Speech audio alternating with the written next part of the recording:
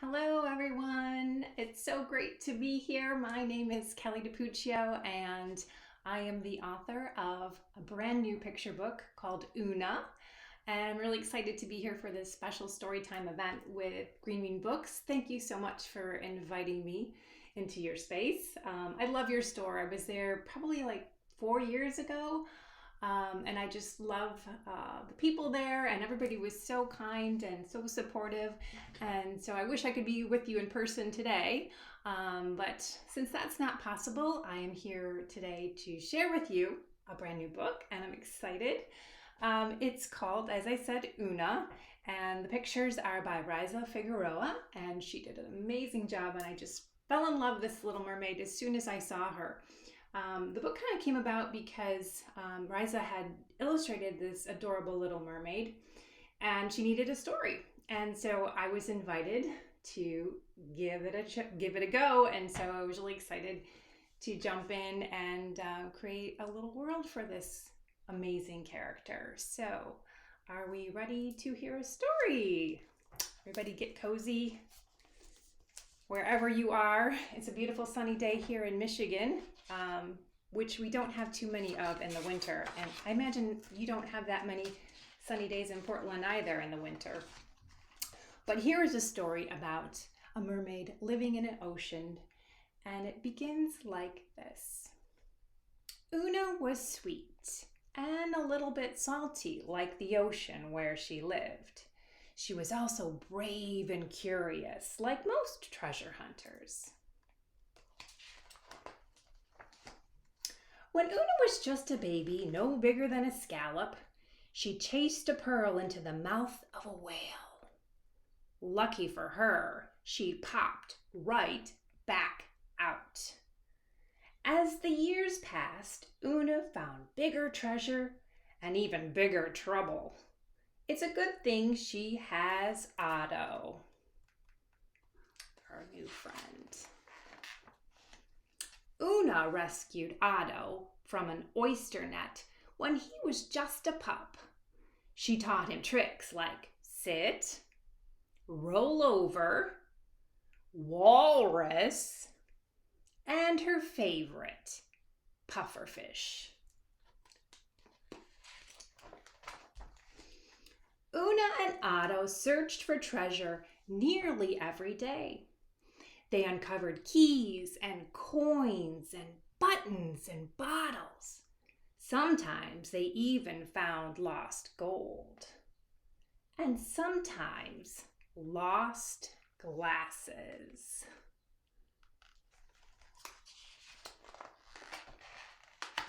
But there was one special treasure Oona could never quite reach: the crown. It was extra sparkly in a way that made Oona's heart thump.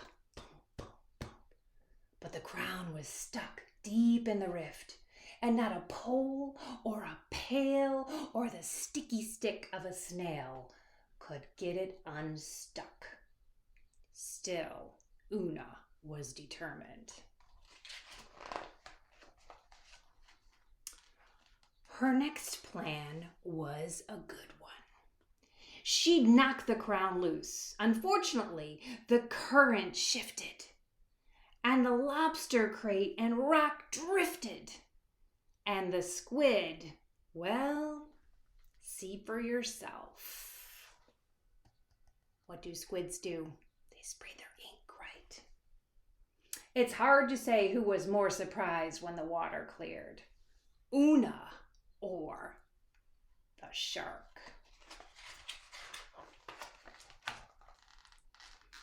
Her third plan most definitely would have worked if the crabs hadn't been so crabby and if the waves hadn't been so wavy. And if that long ship plank hadn't bumped her on the head hard before the greedy rift gobbled it up too. She's having all kinds of trouble, isn't she? Poor Oona. This was getting personal. She shouted into the pit, "You can keep your dumb crown. I quit." Generally speaking, mermaids are not quitters. But at this point, one could hardly blame her. Instead of looking for treasure with Otto, Oona napped on the rocks with the sea lions. She drew pictures in the sand with the starfish, and she read from her favorite glass bottles with her land friends. All of this would have been perfectly fine, except Oona wasn't perfectly fine. Clearly, she was missing her spark, and a mermaid without her spark is like a seagull without an appetite. Unnatural. A seashell washed ashore. Oona studied it thoughtfully. It gave her an idea. She got right to work. The next day, Oona peered nervously into the rift. Why did it look so much deeper and scarier than she remembered? Otto pretended to be a narwhal, making Oona laugh. Admittedly, the new treasure hunting goggles she'd invented were funny looking, but they were also her best shot at reaching the crown. She dove to the bottom of the murky rift. That's when Oona noticed something she couldn't see from above. A bridge. A bridge made from a crate, a rock, and the very same plank that plunked her on the head. And it led straight to the crown. But what was that rumbling sound? It grew louder and louder. The ocean floor shook and the water around Oona churned into a thick stew of sand and sea creatures. She couldn't see. She felt trapped. Would the hungry rift gobble her up too? I don't know. Through the commotion, Oona could hear something in the distance. It was faint, but comforting and familiar. The whales. Oona sang along until the rumbling stopped and the water cleared. Finally! This was her chance. Oona held her breath. Ready, steady, aim. Clink! Hooray! She got it. We did it, Oona cheered, placing the crown on her best friend. It really is beautiful, she gushed. But these, Oona said excitedly, holding up her new goggles, these are spectacular. Otto agreed, because sometimes the best treasure in the world isn't found. It's made. See that? There she is with her goggles and all her treasures and her good friend Otto. The end. I hope you enjoyed the story. So since we're talking about treasure and making treasure, I thought it'd be fun to do a little craft with you today. So Otto is Oona's best friend, as you just met. So I thought it'd be fun to make a little otter craft. And in my world right now, Valentine's Day is coming up very soon. So I thought it'd be kind of fun to make a Valentine. But if you're watching this after Valentine's Day, we can turn this into a birthday card or any kind of greeting card you want, or just something to hang on your refrigerator. So what we're going to start with, the things you will need for our little craft are some glue. This is not the glue, this is the paint. Some paint. If you don't have paint at home, you can use crayons, you can use markers, whatever you want to color your little otter. Some glue and paper plates. Really you only need one paper plate, but And pretty much that's it, except for this. You can download this online, and if you just do a search for Sea Otter template, you'll find it. And it's just a little cute cutout of an otter that we're going to use in order to make our little craft. So what we're going to do is paint first. And I did a little work ahead of time because I didn't want this to take up too much of your time.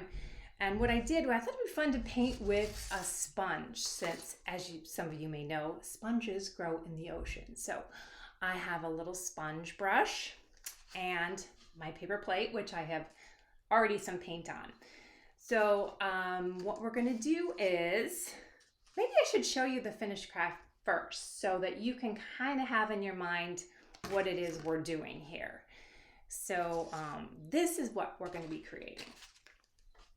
Isn't he so cute? Or she? I love this little otter. So we're gonna start with our paper plate, because that's gonna be our otter's belly. And we are gonna take our paint and we are just going to dab around the edges. And the great thing about using sponge to paint is it doesn't matter what you do, you just kind of blot, blot, blot, blot, blot, right? You don't have to be really precise about it. But if you don't have, again, a sponge and some paint at home, you can just use a crayon or a marker, whatever you want to create your otter. And most otters are brown, but you don't have to paint your otter brown if you don't want to. You can create your otter any color you want. So we're gonna go all the way around to create our otter belly. Then you're going to take your template and you are going to also do the same thing by painting your paws and the otter's face. Now on mine, I didn't put paint on the bottom part by his mouth. I just did his top part of his face all the way around. So cute. And then you can do his little paws. All right, so you're gonna fill all that in. And then of course, you are going to cut them out. So on the one that I started, I have one little paw to cut out here. You're just gonna cut them out. And if you like to cut them out first and then color them, you can do that too. There's no right or wrong way to do that. It's just sometimes when you're painting, you can see with the sponge paint, you can go outside of the edges and it doesn't matter because we're just gonna cut around it anyway. So you cut it out. And once you have all of the paws and feet cut out and your little otter head, like so, like these, and my finished plate, right? Then all you have to do is glue them on. So I'm going to show you how I did it. So I just put a little bit of glue on the back part by the lower half of my otter face with some glue. And then I took my painted paper plate and I just glued it right on, okay? And then you will do the same thing for all the paws and the feet. Now, one thing to note is the paws, the hands are bigger in this. So you want to use the bigger one because this is going to hold on to your little note that you put in there. You could even put a picture of yourself in if you wanted to do that. The otter giving you a big hug, it would be so cute. So then you would put that in like that. Okay, so you can do that. And then you'll go and put the feet in. And then the final thing you add is your little heart. And so because I was working on a Valentine, I wrote, "You Otter be my Valentine," which is kind of a cute little fun saying. But like I said, if you're watching this later and you want to create something other than a Valentine, you could make a little birthday cake, have an utterly awesome birthday, and you could put that in the little otter's hands, right? whatever you want to create. He can hold whatever you want to create and put that in there. So I thought that was just a little fun craft that you could do at home and make a special Valentine for someone. And if anybody does make this little otter and you send me a picture of it on social media, I will post it. So I hope some of you do that.